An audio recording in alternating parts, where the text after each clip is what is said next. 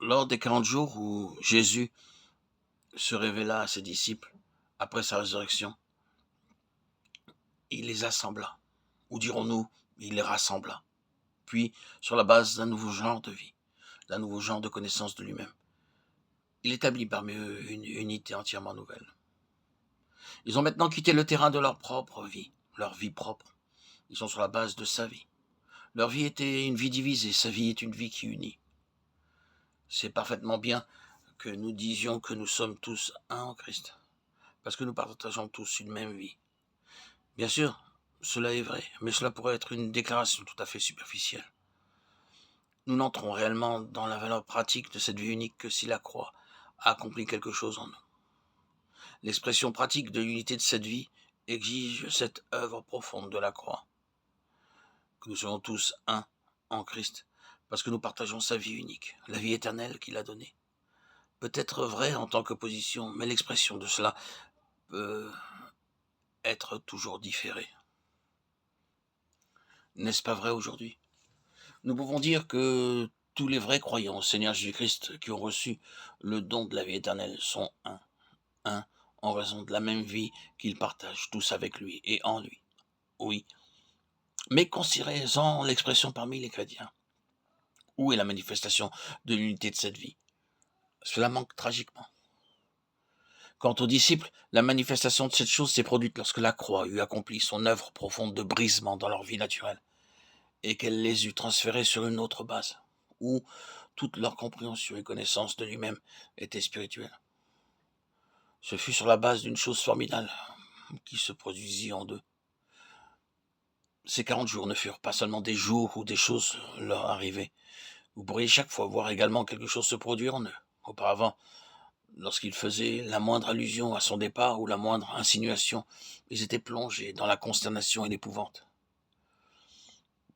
Maintenant, ils évoluent rapidement vers l'état où, loin d'éprouver de la consternation du fait qu'ils les quittent, ils sont tout à fait heureux à cet égard, même pleins de joie. Toute cette crainte a disparu. C'est très bien maintenant. Tandis qu'il apparaît pendant ces 40 jours, quelque chose se produit à l'intérieur d'eux-mêmes. Il y a ici un autre facteur qui, pour moi, est d'une très grande importance et consolation. Vous vous souvenez que ce ne fut pas très longtemps après ceci que la persécution survint à propos d'Étienne, et qu'ils furent tous dispersés une fois encore. Acte 8, 1, 4, 11, 19. Ils furent tous dispersés, et maintenant c'est parfaitement sans danger qu'ils le soient. L'ancienne dispersion était une chose dévastatrice. Complètement une perte, rien d'autre que de la faiblesse, une chose entièrement mauvaise. Mais maintenant ils peuvent être dispersés partout, à travers le monde, et c'est aussi sûr que l'éternité. Une fois que la chose est accomplie intérieurement, c'est parfait. Tout cela contribue au bien. Un Éthiopien n'a plus besoin d'un Philippe pour s'y appuyer. Il peut continuer son chemin, se réjouissant sans Philippe ou quelqu'un d'autre. Une fois que la chose est accomplie intérieurement, quand ceci s'est produit, nous pouvons avoir toute assurance que les gens continueront. Grâce soit rendue à Dieu, qu'il en soit ainsi. Il peut y avoir la persécution, la dispersion, l'emprisonnement, mais il continue. Ces choses donc, et bien d'autres, sont les valeurs qui surgissent de ces 40 jours. Mais souvenons-nous que ceci se trouve ici dans la parole pour nous. Ceci nous est légué. Ceci n'est pas simplement une histoire, l'histoire de l'Église, de ce qu'il s'est passé il y a bien longtemps. Ce livre des actes, qui, comme nous l'avons dit, pourrait très bien être intitulé le livre de la délivrance du Seigneur, est donné à l'Église, comme la base même de la vie de l'Église. C'est pour nous-mêmes, et nous avons un formidable héritage dans ces 40 jours. Si seulement nous étions réellement établis sur ces valeurs-là, quelle différence cela ferait? Laissez-moi souligner une fois de plus ce facteur du rassemblement et de la consolidation à une nouvelle communion fraternelle. C'est là ce qui est nécessaire.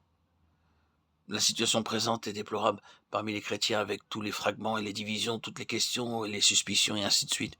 N'est-elle pas une preuve évidente que les croyants ne se tiennent pas réellement dans la signification de ce qui a été accompli par la croix, qui détruit la base naturelle et la vie naturelle, et qui fait place à ce qui est spirituel et céleste?